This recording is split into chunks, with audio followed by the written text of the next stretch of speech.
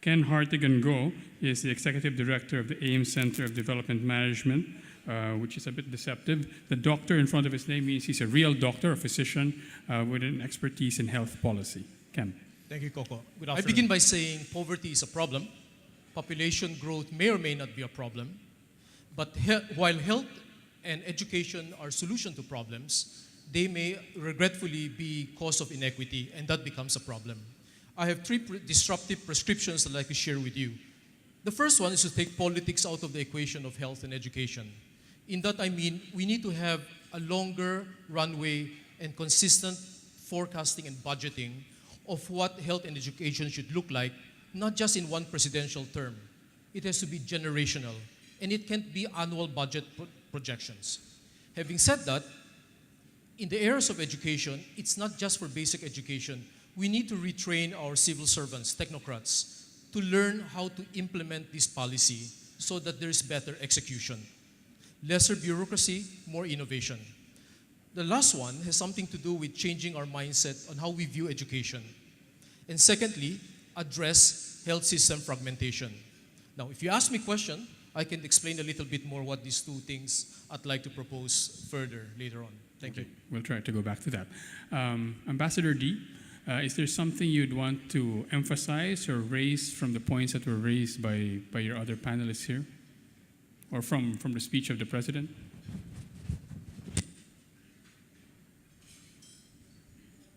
As I said, I would just like to make sure that this year, while the working groups of the National Competitiveness Council has been doing a lot of work in preparing for the roadmap, that I hope that the various government agencies will do better coordination and that we will have more consistency in policy. Mr. Lacson? I would like to invite again the Joint Foreign Chamber and all our business partners. Do join ECOP in our advocacy because there are more than 100 bills pending in Congress right now which are anti-employers. They are not pro-labor, they are just anti-employers. Number one is the number of holidays. They want to increase the number of holidays, and one impertinent holiday is a National Pet Day. I don't know why we have to celebrate that. And already, under the labor code now, women are already given 6 months leave, including 10 days of battered wife leave. So I think we really need to take a look. If you looked at your Arangkada documents, it said, if I'm correct, that there were 12 holidays in 1987. There are 22 now, and there are serious proposals for 3 more. I think your kids may like that. I'm not sure about you, or your pets, rather. No, there is also a proposal to make it a 4-day work week only. So that means 52 days times 2, 104 more days, holidays. Romy? Yeah, I guess what I'd like to talk about is something that maybe in the earlier panel, which is infrastructure, and this is something Vincent and I were talking in the washroom before coming here. There is a lack of clarity as to what the infrastructure plans and programs of government is. And he was saying there's no long-term plan. I guess there's even no short-term plan. I'm not aware what the program is in the next couple of years. So I think that's something that's really quite important. In connection with that, just on the cost of power, and just to say amen to all the things the Secretary Almendras was saying about let us be very careful about embracing technologies that are immature. And in fact, I find it quite ironic that the person who was representing the solar panel manufacturing industry was complaining about the high cost of power. Rommel, could you link your expertise with making the Philippines more competitive? Why do these issues make the Philippines less competitive than other countries? Yeah, because investors are threatened by these armed groups. They don't want to be kidnapped. They destroy their properties. Like, for example, in Surigao del Norte, where mining sites were attacked by NPA. So it scared them. That's why talking about these internal security threats are very important for investors. And right now, this government is implementing 4 pillars of national security policy: good governance, economic reform and sustainable development, delivery of social services, and the 4th one is security sector reform. And I think that is very, very important to reform our security sector because if we reform our security sector, it will prevent the illegitimate use of state violence against its people. Face it, there are some elements of our armed forces and police using forces illegitimately against its people. Security sector reform shall also enhance state capacity to deter groups or individuals to use armed violence for private ends or for partisan political purposes. Security sector reform shall discourage groups and individuals to arm themselves for protection. You know, there are several armed groups in Mindanao because the state cannot protect them, so they arm themselves for vigilantism, for self-protection, if not for violent entrepreneurship. So if we can implement security sector reform, it can be an antidote. What to should insurgency.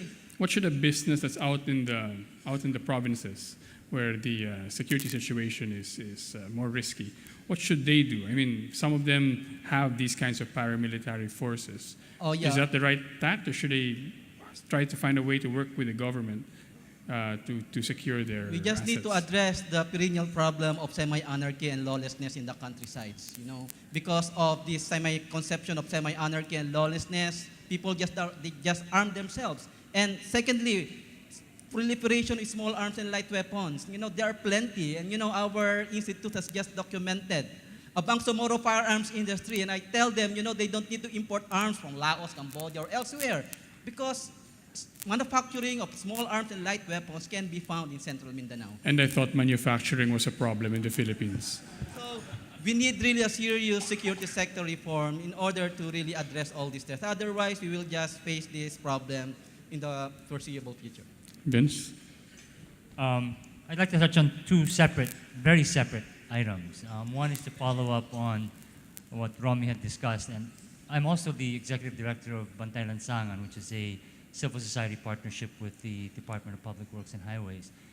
And we all recognize, I think, when we talk about competitiveness, that Philippine infrastructure, especially transport infrastructure, is a bottleneck in this country. If we look at our seaports, airports, roads, and bridges, we are at least a decade, 2 decades behind our Asian neighbors in terms of infrastructure.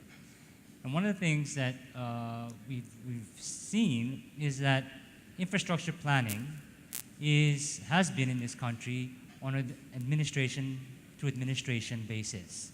It's whatever the current administration currently favors. And one of the things that we are trying to push, and we're hoping that perhaps the joint chambers can help support, is the adoption of an honest-to-goodness 25-year infrastructure master plan. I think it's something that we all have to agree on and push, and so that regardless of who the president is, who the congressman is, that we will push forward with a long-term vision for infrastructure in this country. And so that's something I think that we should all think about and talk about. And in fact, I wanted to ask that of the infrastructure panel earlier and actually of the president. The second thing, and here is my reservation or my concern about judicial reform.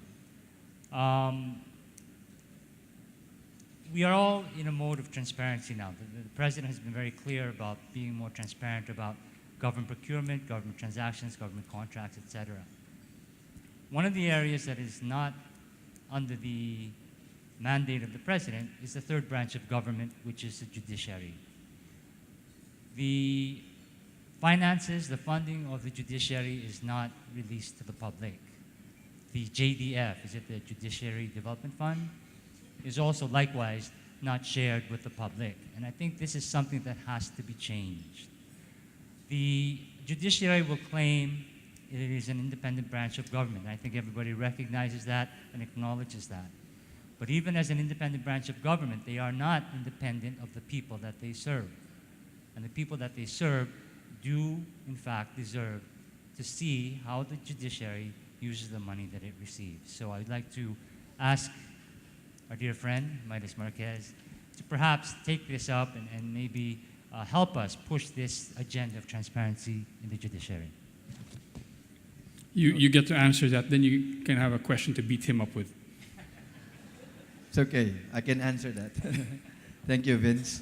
Let me just inform everyone that our finances are audited by COA, and COA annually releases its report. So it's in the website of the Commission on Audit, including the JDF that Vince has mentioned. The JDF, no, that is the Judiciary Development Fund, is actually collections from filing fees that all litigants pay. And 80% of the JDF actually goes to the judges and the court personnel and the justices. No? They are actually additional allowances. No? We all know the very low pay that the judges are getting. And JDF actually was created, and that was created by law. No? 80% of that goes to the judges and justices, while 20% goes to our infrastructure, no? Including court equipment, improvement of court premises, halls of justice, equipment. No? That's the basic allocation of that JDF. Again, that is audited by COA. Maybe not too many only know that, and not too many really look into it. I think the major concern there is that the Chief Justice has discretion, no? Solely on how to use JDF based on that law. 80% goes to the judges as additional compensation, and 20% goes to equipment. No? I think many are maybe questioning that discretion of the Chief Justice. But that is what the law provides. No? And therefore, that is what Chief Justices have been doing. Not only Chief Justice Corona, but the past Chief Justices all the way from the time that JDF law was enacted. I'd like to ask a question of Midas. I think many people in this room and some people in this audience, in this panel, may have heard the same kinds of hopefully just wild stories that we hear about how judges get paid or justices get paid or even negotiate for these kinds of payments, that there are even set fees for some kinds of decisions. I guess my question to Midas is, do you at least hear of these kinds of stories? And if so, what does the court do about them? Okay, first, before I answer that, I'd like to tell everyone my sincere appreciation for the integrity initiative that the business sector has started. I was really hoping that from that integrity initiative, we could do more programs or interaction with the business community regarding integrity. The reason also, next point is that the reason also why I mentioned graft and corruption earlier is because I think we really have to address that. And on our own, we can address that, yes, but we need your help. Let me cite an example, briefly. There was a businessman who walked into my office one afternoon and told me about a judge that he paid for a temporary restraining order. And so I told him, why are you here? Why are you telling that to me? Well, I'm the court administrator. I have supervision over all judges and court personnel across the country. No? So he walks to my office and tells that to me. So I was asking him, so did you get your TRO? Yes, sir, I got my TRO for a fee. Okay, so what brings you here to my office? Well, because after the TRO comes an injunction for the businessmen who know our rules of court. The TRO is only 20 days. Okay, what follows a TRO is an injunction. And for the injunction, he was again being charged. Okay, so I go, did you pay? Yes, sir, I paid. So what brings you here? Because after paying, I didn't get my injunction. Okay, so I go, are you ready to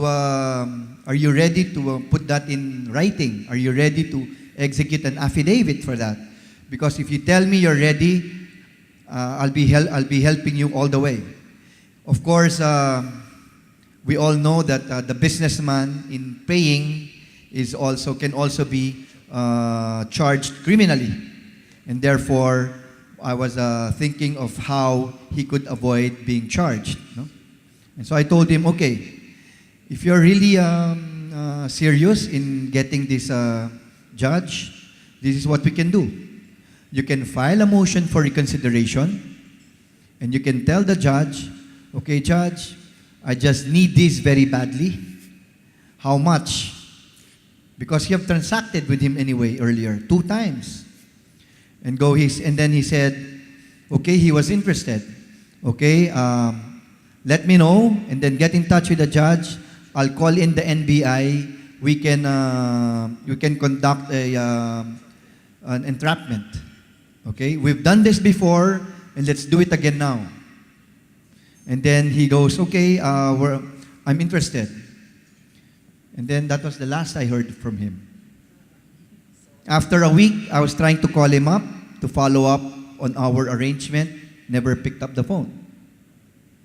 See, well, I don't know if he filed a motion for reconsideration and eventually got it, no? But that's my point. It's really very difficult on our end to just get all these crooks. No? We need your help. We can always file cases left and right, admin cases left and right against them. But they will always have excuses. They made a mistake. All of us make mistakes. It is not, and that is why the remedy they can always say is go up to the higher court. No? And that is the challenge I'm posing to everyone. No? If we want an honest to goodness judicial system, we all have to do our share. Does anyone have a question for Midas?